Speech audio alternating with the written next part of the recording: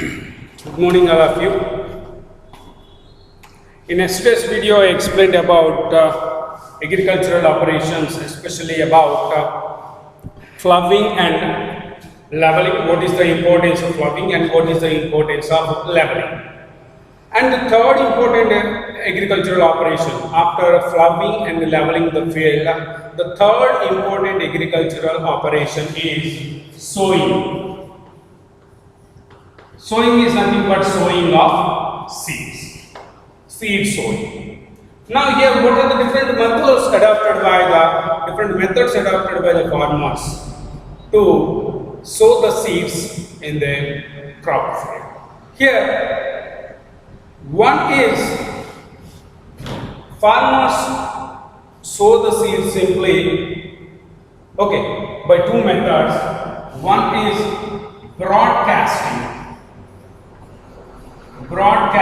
method, and transplantation method. Transplantation means each and every type of crop require a particular process of sowing seeds. Suppose if you take a green gram, black gram, a red gram, and if you take mustard seeds, fennel, menthulu, cumin, zira, these are seeds simply they will scatter with the help of hand in a bowl. They will take those seeds and they simply scatter in the field. That is called broadcasting method. But some types of seeds, suppose if you take a groundnut, we should not scatter it. We should keep the groundnut seeds in an orderly manner at particular distance in the field. And in some types of crops like in case of cotton also same thing, at particular distance we have to keep the seeds without scattering. And if you take sugarcane plant stem is cut on two sides. Suppose this is sugarcane plant has nodes on stem. At each and every node buds are present. Without breaking the buds, they will take the cut portion like this by cutting on both sides of the node, and this is now called as ratoon. These ratoons are placed in a row at particular distances. And when it comes to the paddy, when it comes to the chilies, first we have to grow the plantlets. We should not scatter. There is no, we cannot use broadcasting method or simply keeping the seeds directly in the soil. Here first we have to grow the plants. Later, plants are plantlets. Later those plantlets should be transferred to the field, and there we have to plant the plantlets at particular distances in proper rows. That method is called as transplantation. For this transplantation, a farmer has to prepare a bed called a nursery bed by tilling it, by mixing with the fertilizers. He has to prepare, and he has to sow the seeds in this bed. And after sowing seeds, he has to irrigate, means to give water, and the plantlets will grow. After 15 to 20 days, they will carefully pluck. Uproot those plantlets.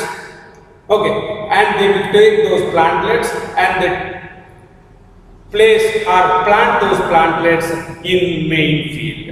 Transplantation, we are transferring plants from nursery bed to main field area. We can follow this transplantation method in chilies and paddy, wheat, in these things.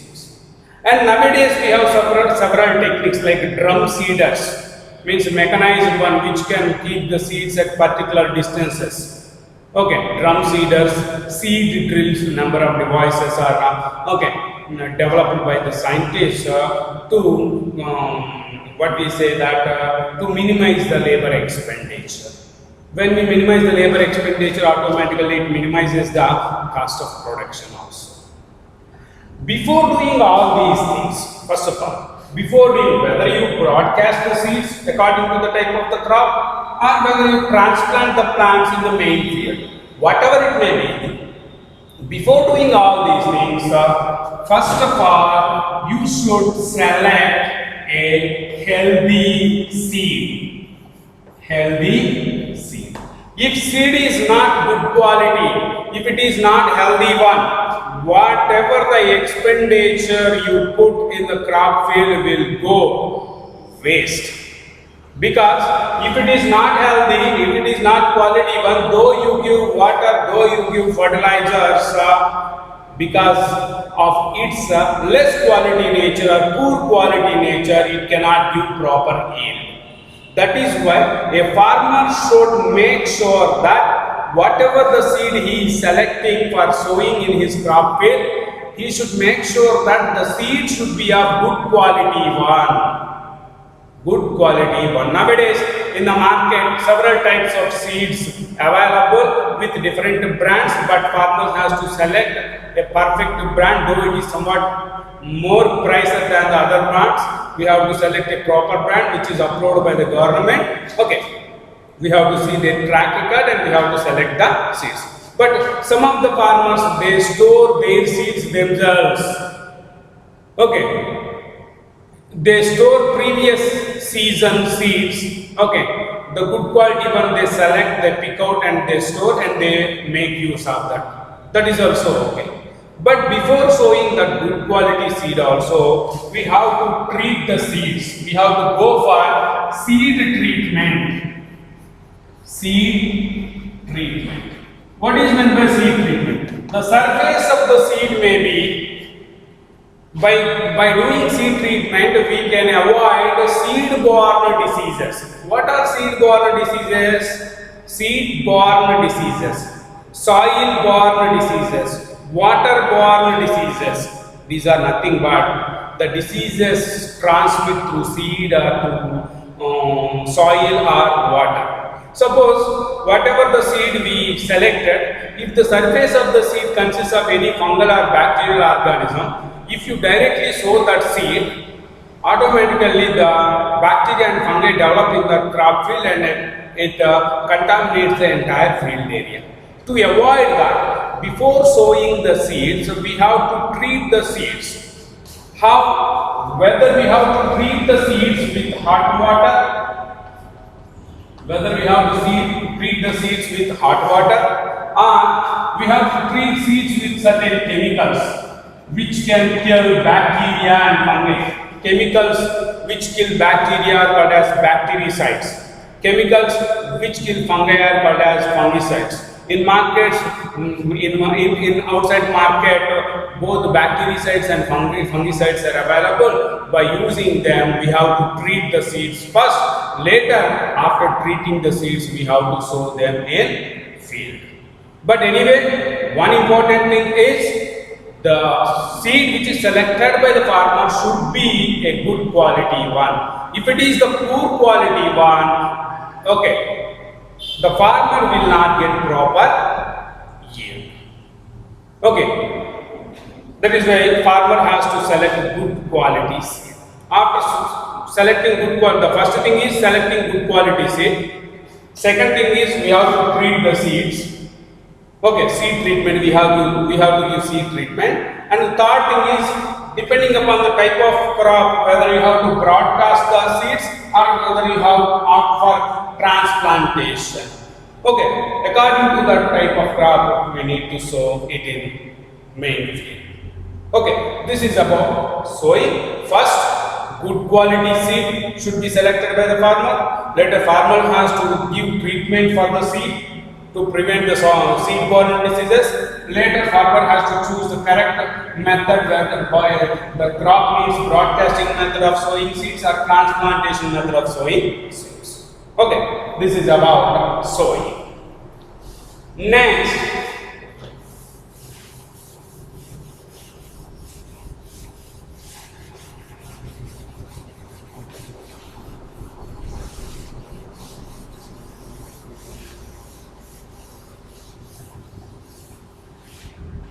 irrigation.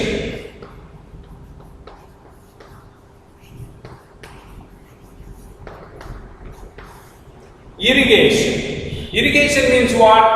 Giving water to the crop field. Giving or watering the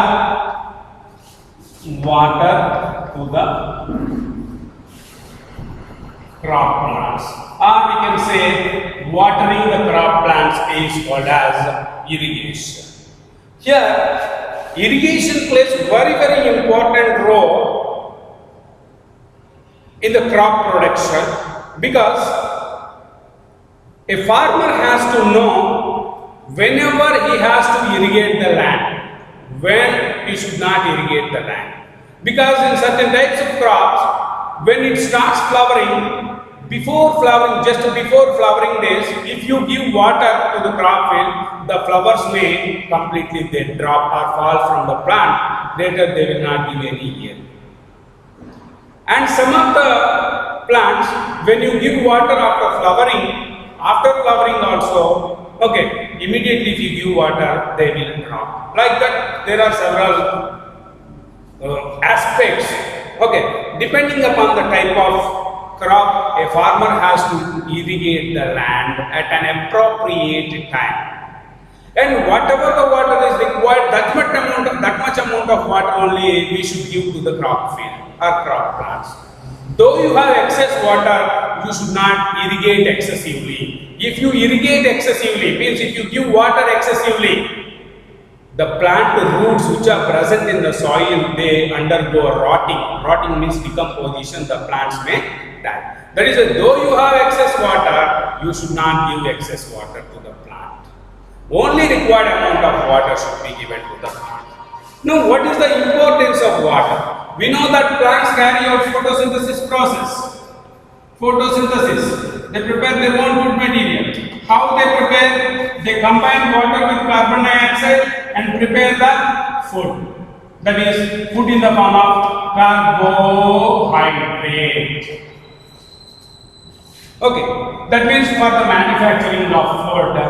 Why plants require water means to manufacture the food through photosynthesis process. Number one. Number two, water is one of the content in cellular material. Not one of the content, it is the major content. If you see, cytoplasm consists of 60 to 65% of the water. Each and every cell of the plant body or animal body consists of lot of amount of water. That water acts as a medium for several biochemical reactions. It acts as a medium for several biochemical reactions. That is why each and every cell should have required amount of water. Number two, this one. Number three, how you give water to the plant? We give water to the plant in the soil. From the soil, the water is absorbed by the plants.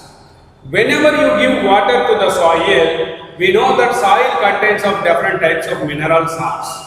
Mineral salts, calcium, potassium, phosphorus, these mineral salts, magnesium, MgSO4, copper, CuSO4, okay, calcium carbonate, calcium bicarbonate, like this. When you give water to the soil, whatever the salts present in the soil, they dissolve and changes to their ionic form. You know in your chemistry, when salts dissolve in water, they dissociate into their respective ions. Suppose if MgSO4, magnesium sulfate, Mg2SO4, if it is dissolved in water, it dissociates into Mg plus 2SO4 minus 2 or 2 minus, whatever it may be. Okay, like that all the salts will dissociate into ions. Now plant can take these salts only in ionic forms. Plants cannot take directly the salts from the soil. That is, they should be dissociated into ions, and those ions will be absorbed by roots through specialized technique called osmosis process. Okay, and after entering into the plant body, plants make use of those ions to manufacture different types of salts which they require. Okay, that means whatever the nutrients you are giving to the plant in the form of different types of fertilizers, all those nutrients they can enter into the plant body only in their ionic form. To get ionic form of these salts, we should give water, because when they dissolve in water, the salts will dissociate into ions. Okay, salts will dissociate into ions. Those ions are absorbed by plants and make use for different types of biochemical reactions in the plant body. Like this, for three purposes, water is required by plants. One is to manufacture the food through photosynthesis process. Second one is water is the main constituent of the each and every cell of the plant body. That is why water should be present in required amount. Third one is whatever the salts required by plants are, the salts can be transported into the plant body only in the form of ions. Okay, when you give water to the soil, in the soil they get dissolved and form ions. Those ions are available to the plant. Okay, in your textbook you have some experiments. One plant with irrigation, one area is with irrigated, one crop field is with irrigated with water. One is not irrigated with water. Scientists they did the experiment. Finally, they analyzed the results. Automatically, the crop field which is not properly irrigated got less yield. With this, we can come to know the importance of water. And what about how much amount of water plant can make use of? Plant can make use of less than 0.1% of the water which it is absorbing. If it absorbs water from whenever plant absorbs 1 liter of water through the roots from the soil, okay, but it can make use of less than 0.1% of that 1 liter. What about the remaining amount of water? Remaining amount of water moves out of the plant body through transpiration process. You know what is transpiration? Transpiration is nothing but evaporation of water through the stomata. Stomata are small pores present on the lower surface of leaf. Okay. Evaporation of water through stomata from the plant leaf is called transpiration. You have an experiment, take a healthy potted plant. Okay. Tie a polythene cover to a particular leaf or to one branch. After some time, if you observe, you can see the water, evaporated water, which is in contact with the polythene cover. We can see water evaporation. Okay. And next here, stomata opening and closing also depends upon requirement. If it is surrounding temperature is very hot, automatically the stomata opens, releases more water, thereby it cools down the surrounding environment to the plant. That is why in summer when we go under a tree, we feel some coolness than that of the outside area because plants transfer more and more water. And sometimes when plants don't want to transfer, when water availability is difficult, at that time plants reduce their transpiration. And when carbon dioxide is required more and more, they keep open for so much time. Like this, opening and closing of stomata depends upon several factors. At any rate, irrigation finally. Irrigation is nothing but giving water to the crop plants or crop fields. Water is an important constituent of plant body. Water helps to manufacture the food through photosynthesis process by combining with carbon dioxide. It is one of the major constituents of the cell fluids where all the biochemical reactions take place in presence of water only. And water helps in absorbing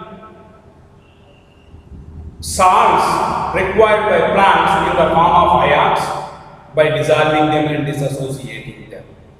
Okay, this is about the plant and its importance. That means whatever you do, whatever the nutrients, how much costly nutrient you give to the plant, if you do not irrigate it properly, means if you do not give water at regular intervals at an appropriate time, everything will be wasted.